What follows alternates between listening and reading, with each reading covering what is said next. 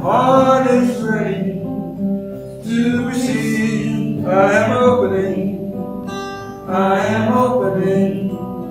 My heart is ready to receive. So let's take a moment right now, and since we are opening, how about opening to good beyond anything that you can imagine right now?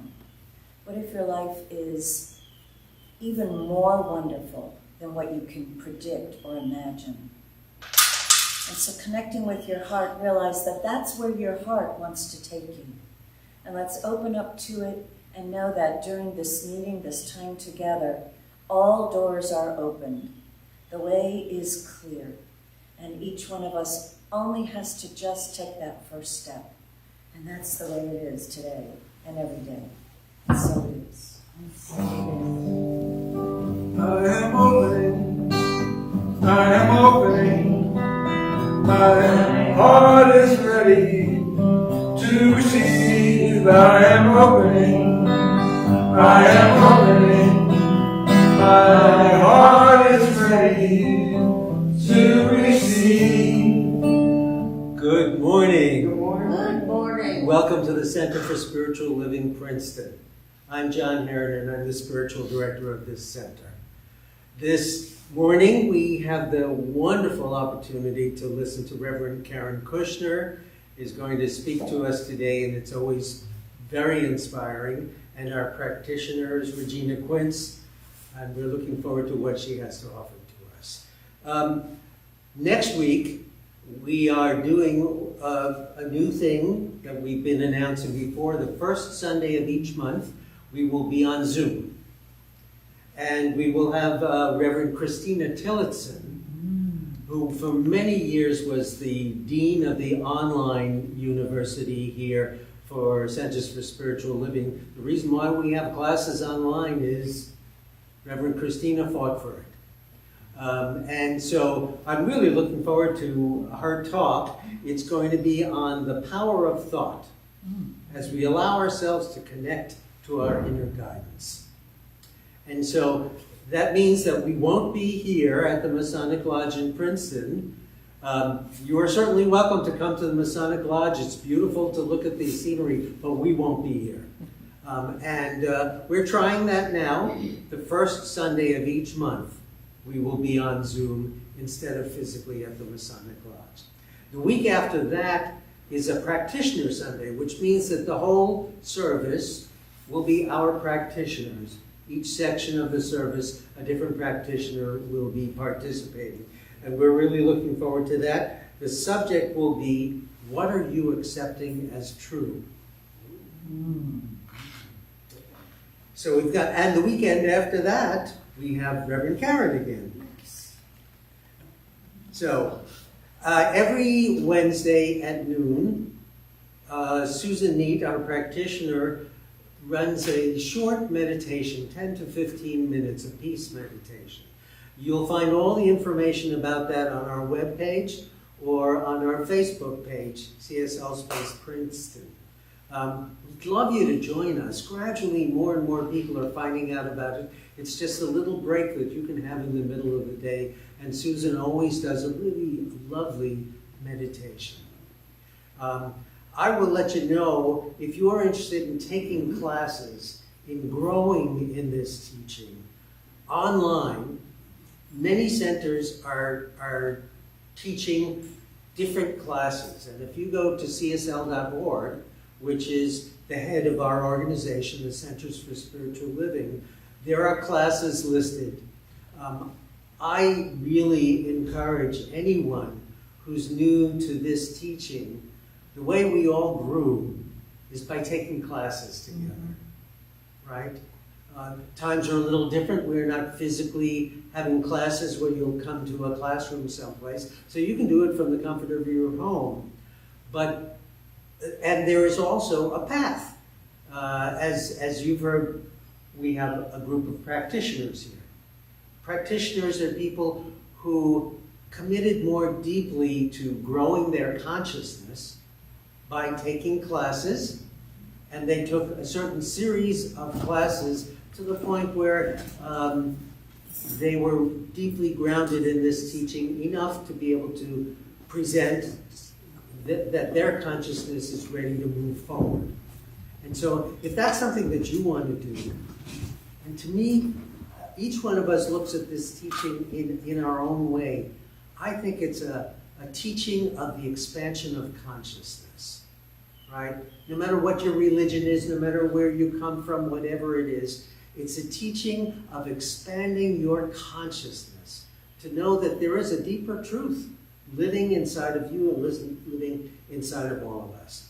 So look for those classes online. If you have questions about it, please send us an email, come to the service and ask. We'll be happy to guide you where you can find classes and what classes are the right classes for you and all that kind of thing. So, welcome to the Center for Spiritual Living, Princeton.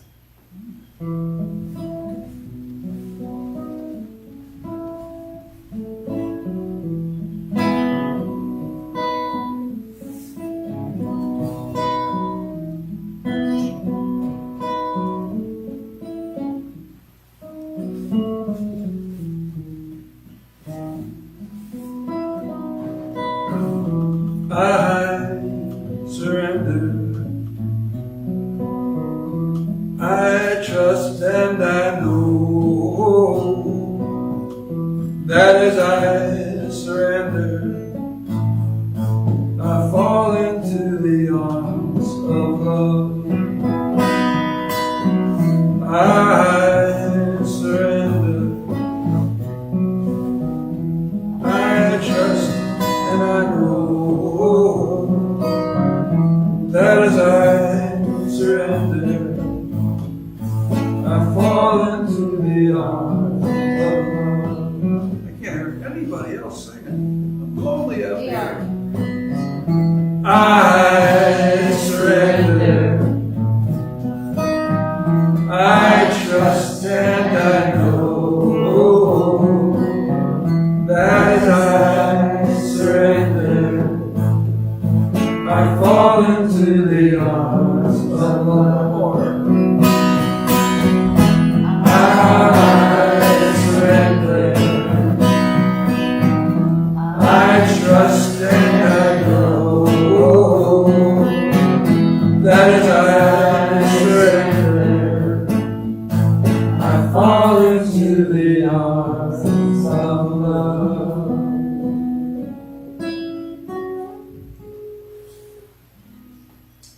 Thank you, Reverend Rich. I'm Regina Quince, one of the licensed practitioners here at the Center for Spiritual Living, Princeton.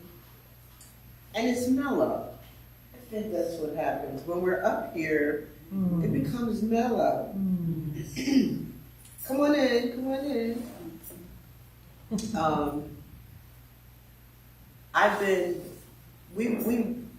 We've gotten a lot of instruction the last couple of weeks. And one thing I did yesterday was I went to see Project Hail Mary. Yeah. So it's an interesting movie that Reverend Michelle recommended. See it, it's different. It's different. It's a lovely thing, but it's different. And she recommended that we do a 30-day, be kind to yourself. So I've been doing that too.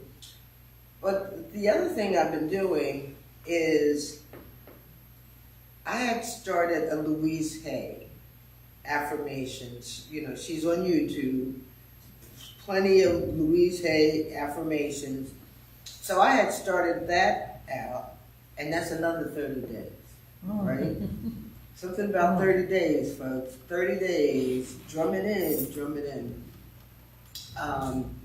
But I've been keeping that up too. So this is like day 7. There's something about committing to truth. There's something about committing to knowing that there's one mind, and that one mind is within you. So before I go off on that, let's do a Louise Hay exercise. It's a short one. You just put your hand over your heart, and you breathe in at a count of 4. And then you breathe out at a count of 4. Now relax your brow. Relax your jaw. Relax your arm.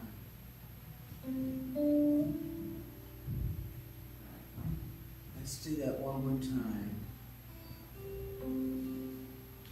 Breathe in at a count of 4. Exhale at a count of 4.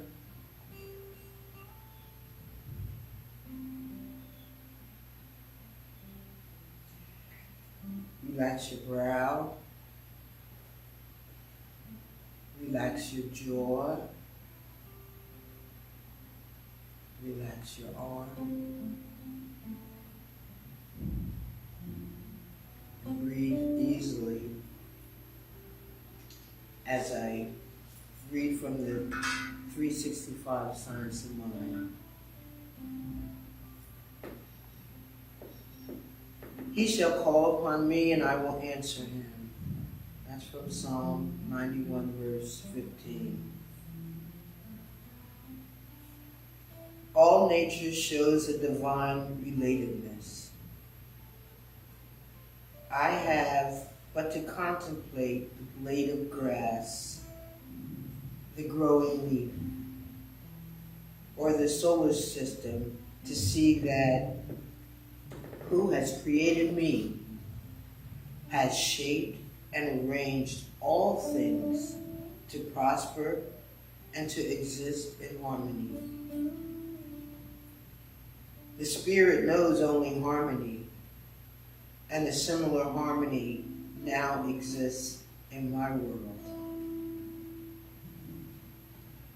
My thinking, in accord with the good of God and acted upon by its creative activity, can displace nothing that is good and cannot subtract from the good of anyone.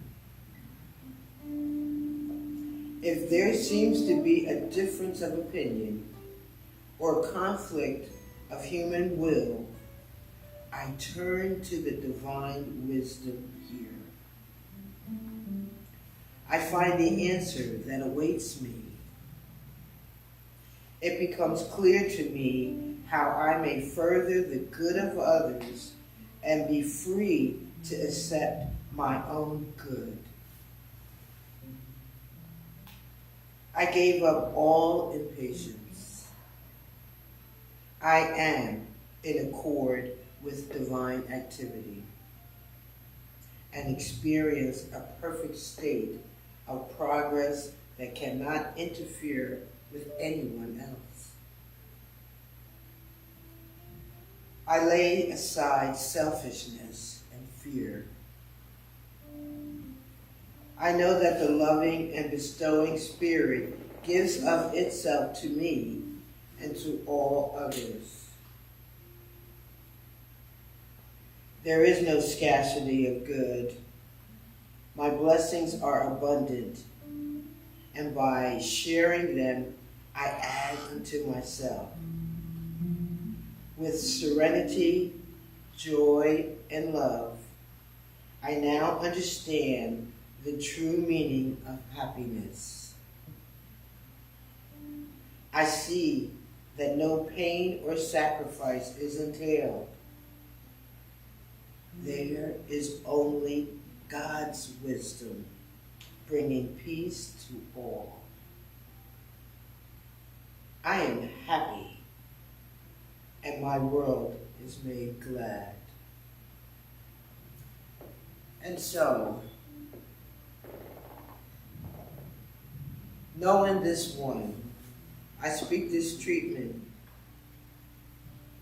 for all of us here all those who listened to this video, for all those who need to hear it and be it fully,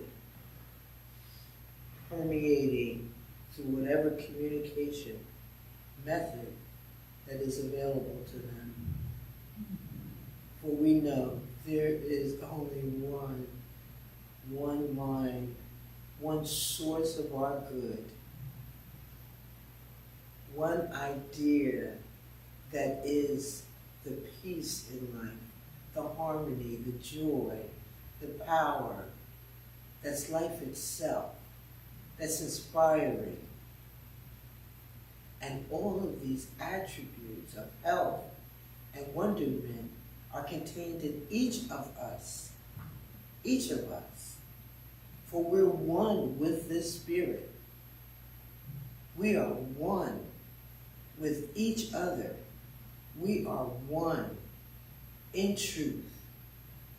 Therefore, outgrowing our hesitancies and our fears and all those negative ideas that creates discord in us, we let them go. For we embrace the goodness of God. We embrace the good unfoldment of goodness and graciousness and harmony and peace and love. We allow it to flow through us into our experience, and we understand and accept that it is good. And so with the I am that each of us, we are deeply grateful. We are deeply grateful to accept and allow the goodness of God to be in us fully. We allow it to be.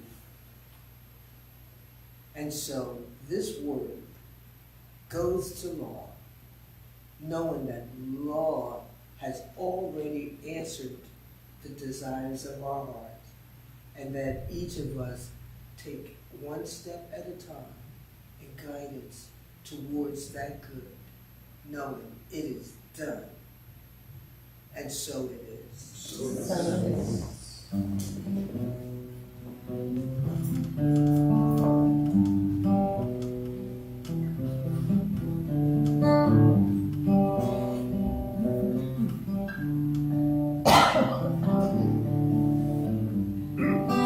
Same chair, same sky, through the window, same thought, in a different coat.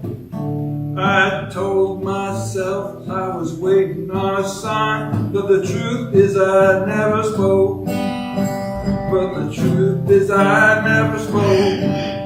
But there's a current underneath the stillness, soft as a breath, but it never lies. You've encircled your own reflection. Call it peace, call it wise, call it peace, call it wise. You can pray for the door to open while you're holding the candlelight. You can name it faith, call it patience, but it don't make it right. But it don't make it right. I built a shrine to my own hesitation, lit it up with borrowed grace. Every doubt became a quiet ritual. Every fear had a special place. Every fear had a special place. But the mind don't care what you call it. It just grows what you give your hand. So I water the roots of standing still, but I'm stuck in a self-made land. Don't pray for the doors to open, I just loosen up my grip. Let the different do the moving while I taking a trip. There's a world that forms from the inside. Every thought that needs to breathe, and it opens into something wider. The moment I stop holding me, the moment I stop holding me, the moment I stop holding me. Okay, and now on the subject of standing still too long, somebody who never stands still, she's out rowing a boat or going to Iceland or whatever, our wonderful Reverend Dr. Karen Kushner. Yes, I do practice what I preach, when I preach it enough. Like eventually I start listening. So I've been writing a book about the 4 phases of growth. And yes, I went to the Iceland Writers Retreat and got some feedback on it. And so I have a whole lot more work to do on it. But let's talk about these 4 phases of growth. So here's the key. Growing is living, and growing is creating. And if we're not doing that, then we're not living. And draw your own conclusions about what that means. So, what's new for you right now? So here's question number 1. What inspires us to grow is when we receive a brand new idea. Creating is taking an idea and allowing it to move through us and get created into visible form, into an experience. So when we don't have an idea that we are bringing through us and allowing it to change us and we're committing to it, if we don't have that new idea, then we feel directionless. And that's an important phase of growing. So my question right now for all of you here and in our virtual audience is, who here has an idea that is fascinating, that attracts your full attention, and maybe even scares you? Who has a new idea like that right now? 1, 2. Okay, good. And 3, you got one. Okay, so that's it. So that's, you are on your way now. You want to claim that idea and call on that divine wisdom to guide you in bringing through, it's God's idea into your world, to show you the way. And as one of my workshop authors who I met I guess it was last week, I don't know where I am anymore, but he said that there is always a way. What he used to do is pitch an idea to the New Yorker. He's a frequent contributor to the New Yorker. I think he's actually on their staff now, I'm not sure.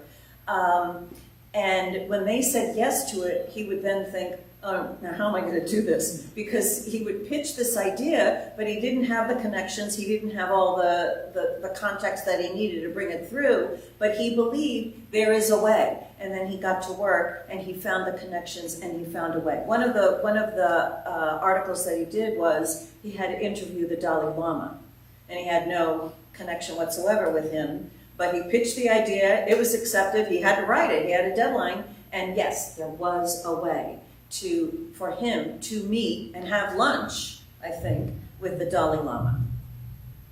So that's the kind of idea that comes to us, God's idea. And it doesn't, when we get the idea, we don't have the way to do it, the way to figure it all out. But we trust that if I receive the idea, then the ways and means will come to me. And yeah, I'll have to do things I've never done before. And I may be scared, and it may be challenging, and I may have to grow, and I may get negative feedback, and I may have tremendous victory, and I may go up and down. But it's God's idea, and it will manifest, and in its manifestation, I will be changed. That's us growing.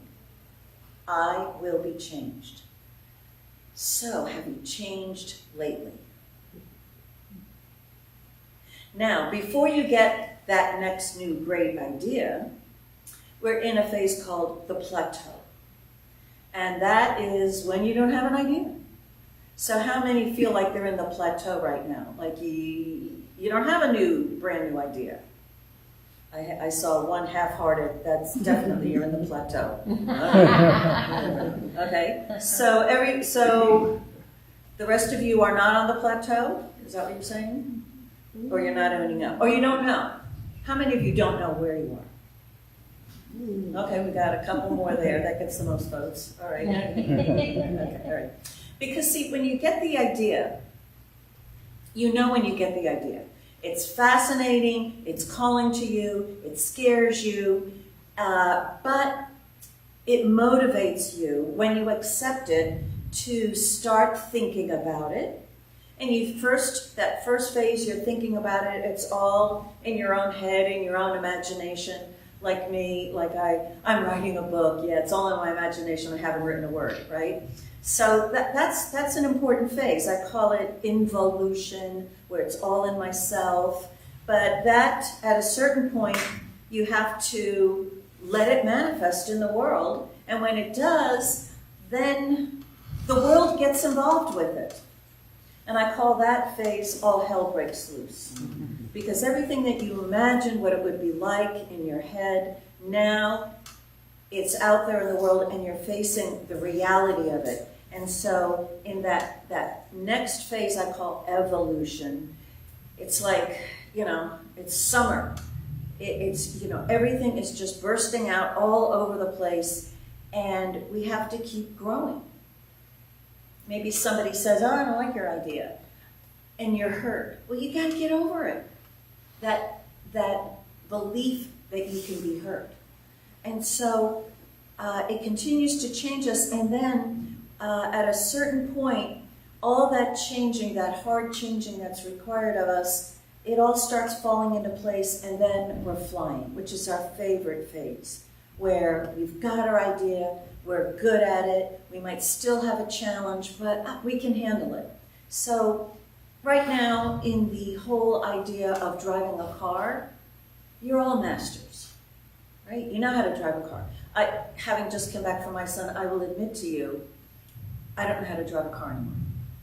I didn't drive it there, I was driven around the whole time, and I got back to my car, and I'm very surprised how I don't seem to want to drive a straight line anymore. And I'm like, whoa. We got to focus. I have to pay attention to it.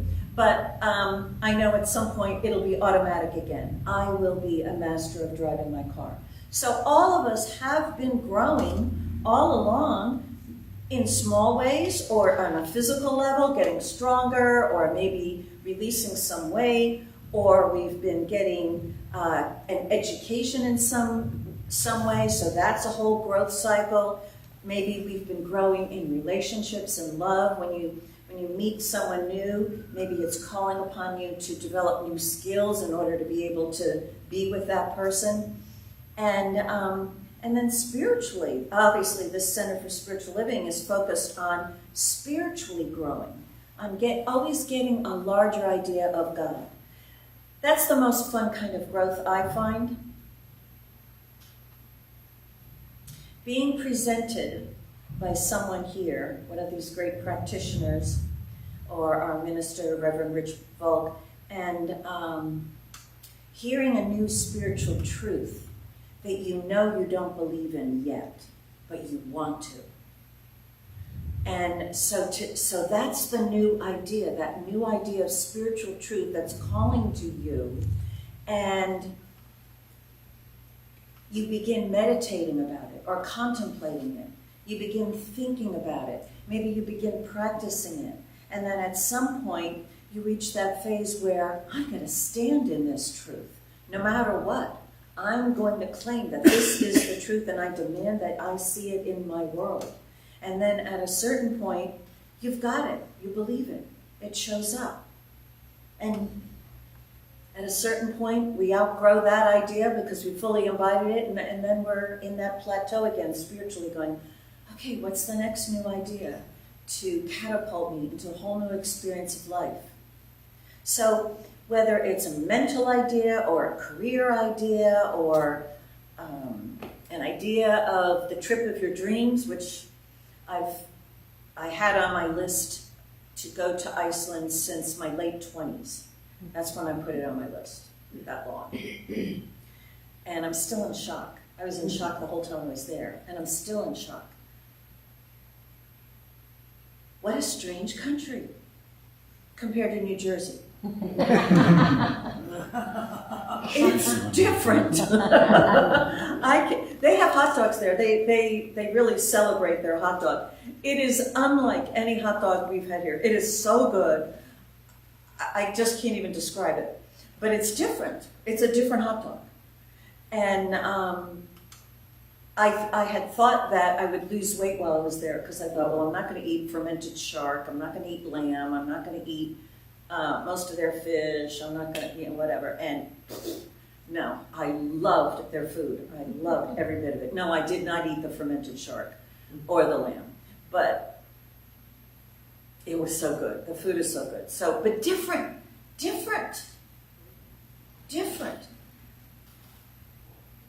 So that whole experience has forced me to face the reality that not everybody on the planet lives like me. And my thought is, how can they live there? They seem happier than the people I know around here. You get on Route 1 there, those people have a mission. And in Iceland, there's hardly anybody on the road, and mostly just driving around, doing things, pulling along the side of the road and hopping out and taking a picture of whatever. Totally different lifestyle. Rugged, rough, hard, challenging, demanding, and people are loving it, absolutely loving it. So my question to myself is, and what does this mean to me?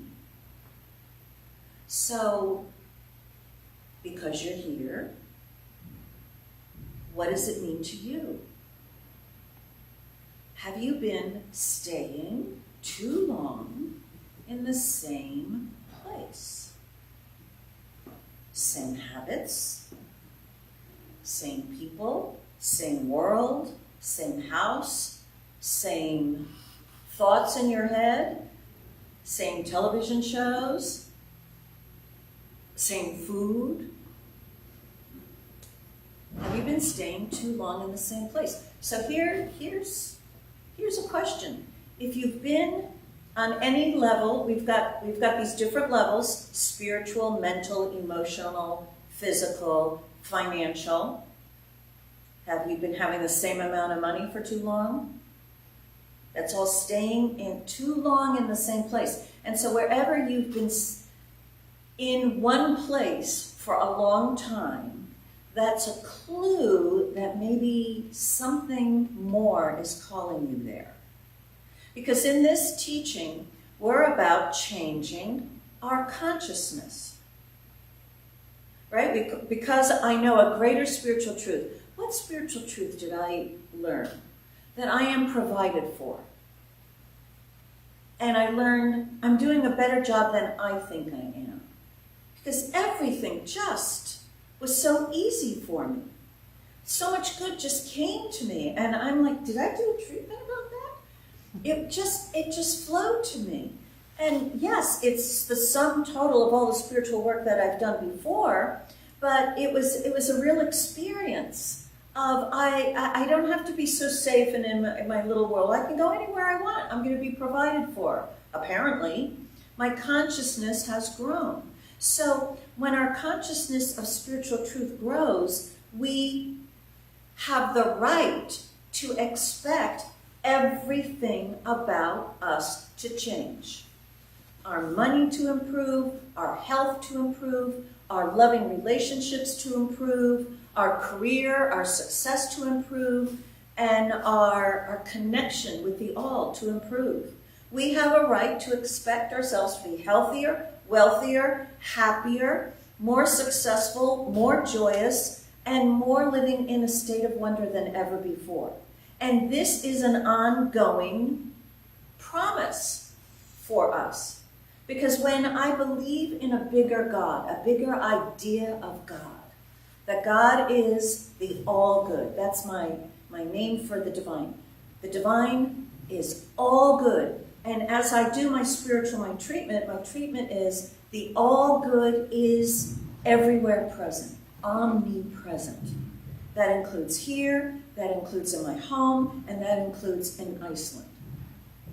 Omnipresent. And then I had to practice it.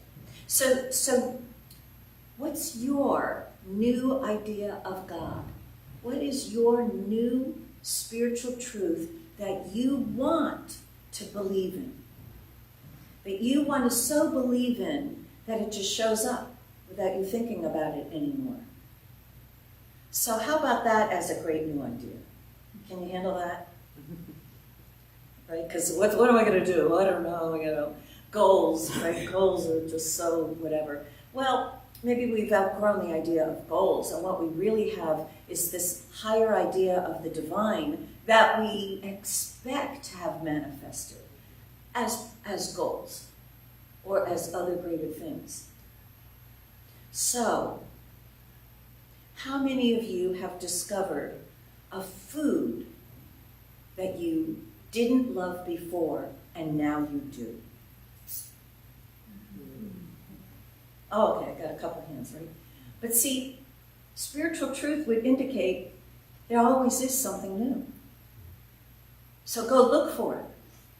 Go try another food that you haven't tried for a while. I mean, if you've been doing your spiritual work and if you've been changing, where is the new showing up in you as you? How are you different?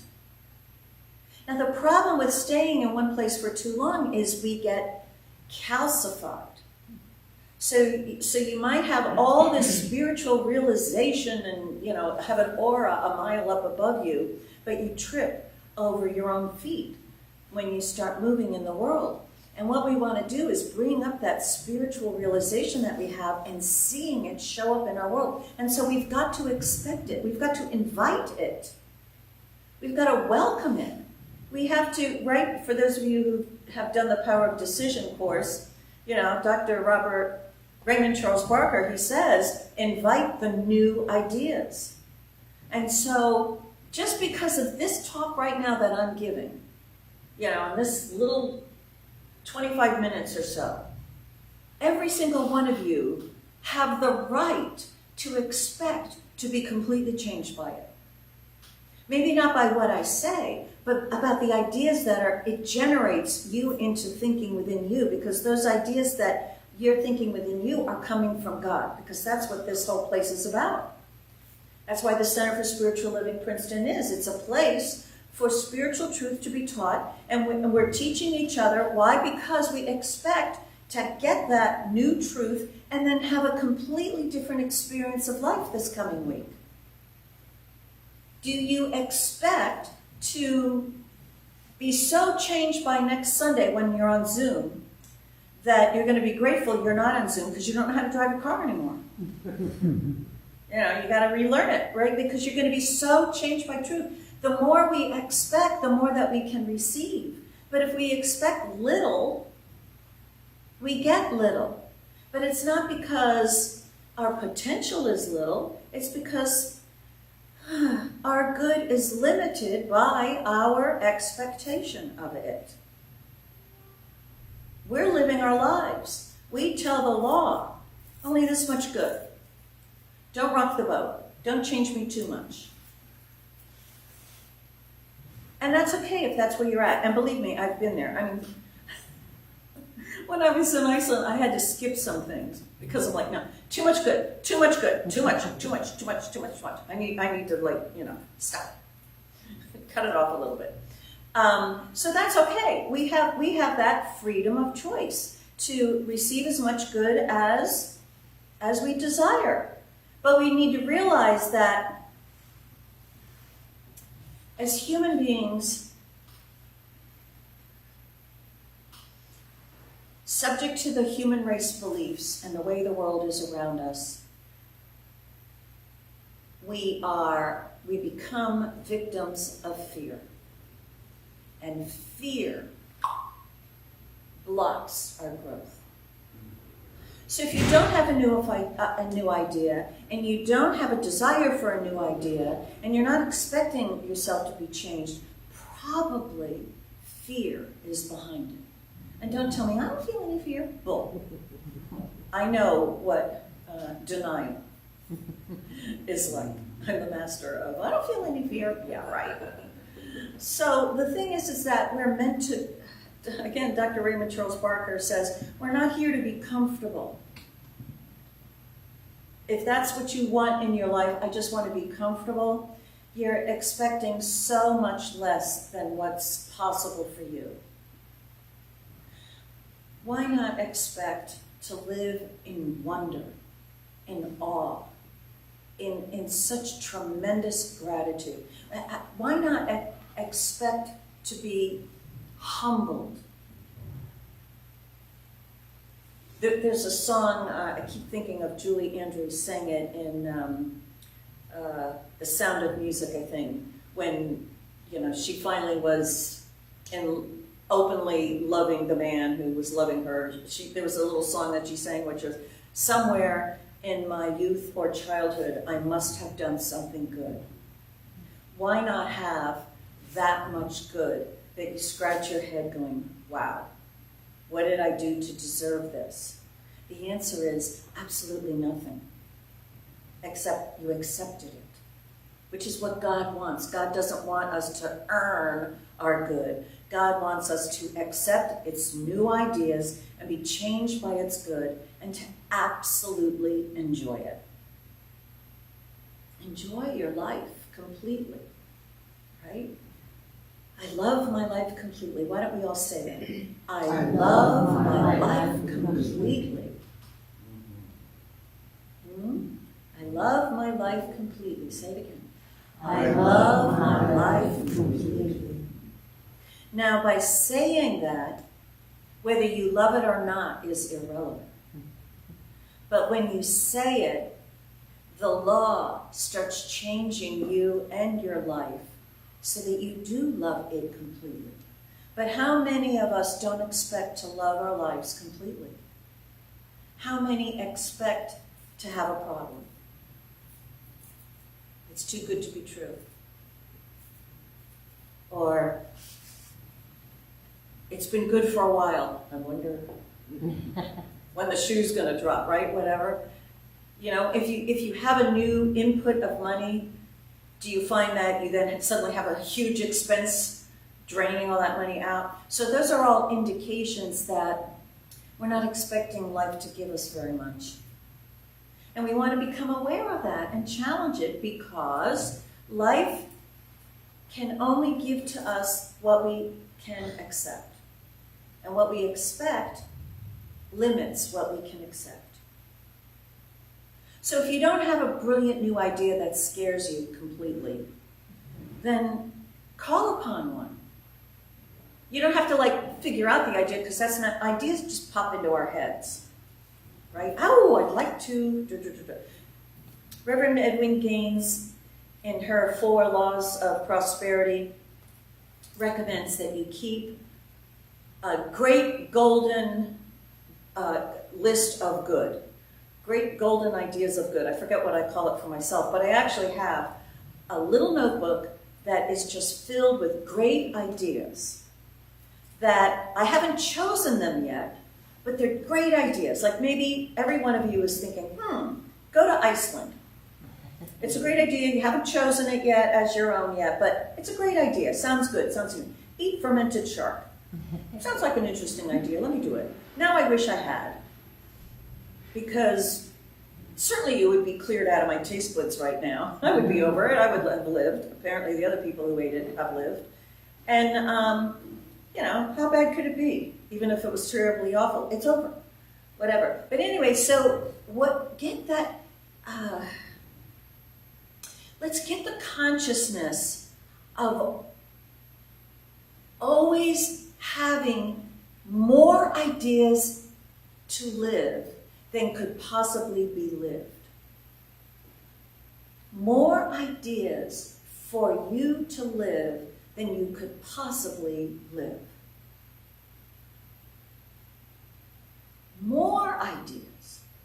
of good. And so we need that list. And so I have that list from I started it with Edwin Gaines, and I still have that, and I'm adding to the list. I've crossed only a few of them off, because these are like really big ideas. Like, I want to master chess. Well, that's on the great golden ideas of good. It's not a reality, because I don't want to sit there and think that hard.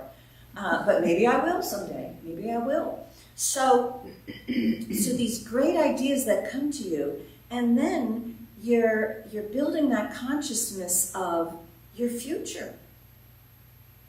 We create our future. What is your future going to be filled with?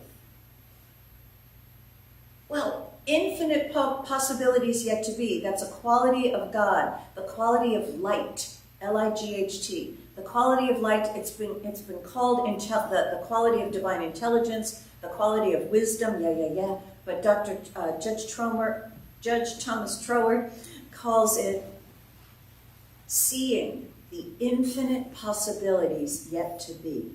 Well, we want the light, so invite it, make a list. I could do this, I could do that, I could do this, I could do that. And then out of all these infinite possibilities, what do I want to bring into my life right now? What do I want to dedicate myself to? What do I want to be curious about? What do I want to learn a little bit more about? I don't have to commit to it yet. Although commitment, we know, is a quality that we have when we mean business. I'm going to Iceland. I was on a business trip over a year ago when I got the email from Iceland saying, the Iceland Writers Retreat registration is now open. And it was 6 o'clock in the morning. I was out in California at some meeting, and I got that email, and I thought, oh, I said I wanted to do that. I'll look at it again when I get home. And then someone had given me this coffee mug that says, now or never. And it popped into my head, even though I didn't have the coffee cup because I was out in California. But those words, now or never, and I went, I would like to attend. Then you had to make a deposit. Now it required commitment. So I filled out the form, I gave them my credit card number, and my bank rejected it. It's like, Karen doesn't go to Iceland. No. This is whatever. So it refused it. And I'm like, no, you're going through. Should I put it all in again? And it rejected it again. And I'm like, no, I'm going to Iceland. And that third time it took it.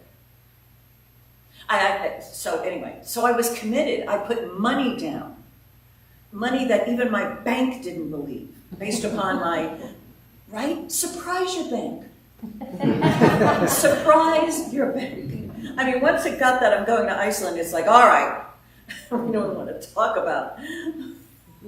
Okay, so the first day I got to Iceland, there was a snowstorm. Everything was closed. It was Easter Monday. That's a big holiday for them, so there were no stores open, and there was a little ATM machine. And I wasn't really clear about the difference between Icelandic kroners and US money, but I knew I needed some kroners to, spread around the country. So I went to the ATM machine, and it gives you some options. And I knew in Icelandic money, big numbers, like 10,000 kroners means, dollars in the US. So I pressed the button for 100,000 kroners. Apparently, as someone told me a little later, anyway, so I pressed 100,000 kroners, and all this money started coming out. It was gobs and gobs of money. I'm like, well, that's the way they are. I could shove it all into my little carry-on safety thing, whatever, but I'm shoving it all in, all this money in. Anyway, someone told me later that I had taken out $800. $800! Oh, well, it's gone now. So, and my bank didn't object. It's like, she went to Iceland, who knows what's next? Just accepted it. So, surprise yourself. Surprise your bank. Surprise yourself with the new idea of good. What idea of God would startle you if it were true for you? What idea of truth would absolutely amaze you if you saw it operating in your life. So there's infinite possibilities yet to be on every layer of our livingness. And for sure, one clue that there's more good for you than you've accepted is wherever you have stayed the same for too long. And so I invite you now to take a moment and let's think about this. So just go within to your heart and say, heart, okay, heart, you made me come here today. It's all your fault. We're in this together. Where have I stayed too long in the same place?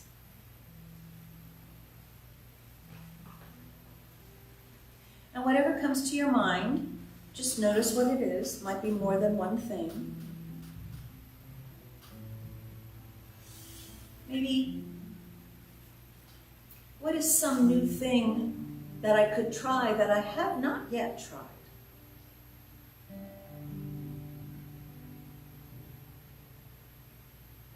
What is some spiritual truth that I really, really wish were true for me?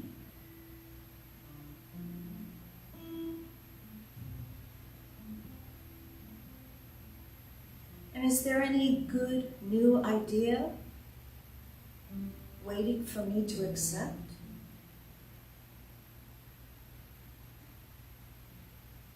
And so just notice what comes to you. And we'll move forward in our meeting, and afterwards I'll come back and I'll do a spiritual mind treatment, if you accept it, for you to receive your new good. And so let's go forward with that now.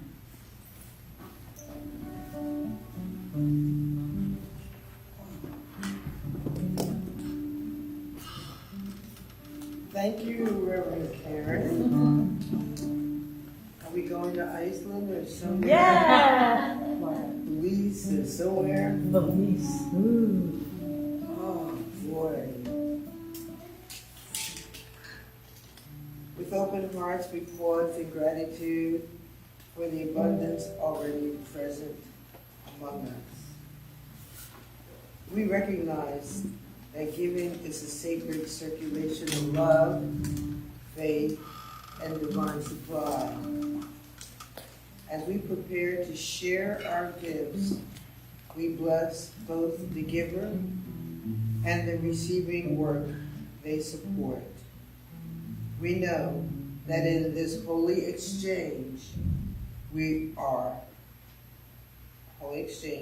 all are enriched and the good continues to unfold. Maybe we'll go on a cruise or something. Yeah. Something I haven't wanted to do. But so we'll begin our offering.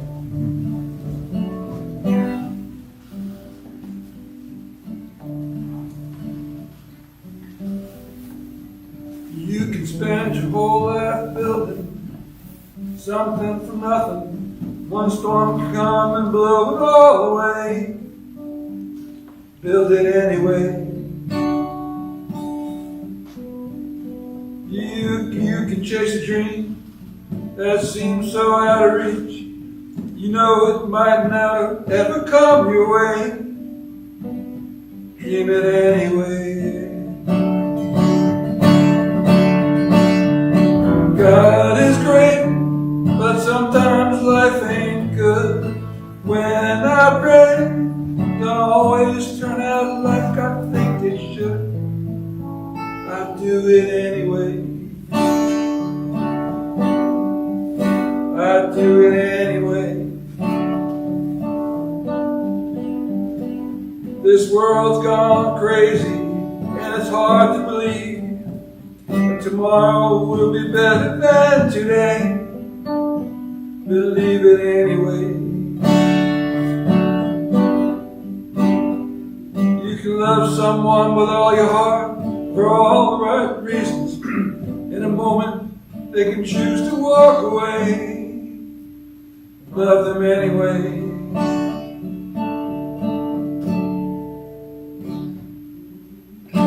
God is great, but sometimes life ain't good. When I pray, don't always seem to turn out like it should. I do it anyway. I do it anyway. I do it anyway. And I also want to take the opportunity, besides thanking everyone here for contributing and donating to the Center for Spiritual Living Princeton, those of you in virtual land, those of you who use the PayPal, which some of you are right here, donate through PayPal. But we're absolutely grateful because that's why we're here, because you support us. So thank you very much. And Reverend Karen, you're going to give us a closing treatment? Yes. Yay. All right, so this word is being spoken for each one. One power, the power of God, the power that is creating this entire universe and everything in it. This power begins its next idea of creation by bringing to each one here its idea, an idea that the divine desires to create by means of each one. So any belief that any particular idea that anyone has received doesn't belong to them, or it's too big for them, as well as any unconscious resistance, rejection, rebellion, or fear about that idea, it's all erased and evaporated. Each one is simply, easily accepting this larger idea of God, of life, of what is possible, of what is good, of what is normal, of what is healthy. And the divine instantly responds by creating that larger idea in the experience and embodiment of each one. I am grateful this is the truth. I release this word to that all-powerful law that's already making it so. Hallelujah, and so it is. That's the way it is. And I don't get a chance to give out treatments because I'm counting our donations. But today I want to give treatments to anyone who wishes to have one. I'll be over in the corner and it'll be brief. And thank you for coming.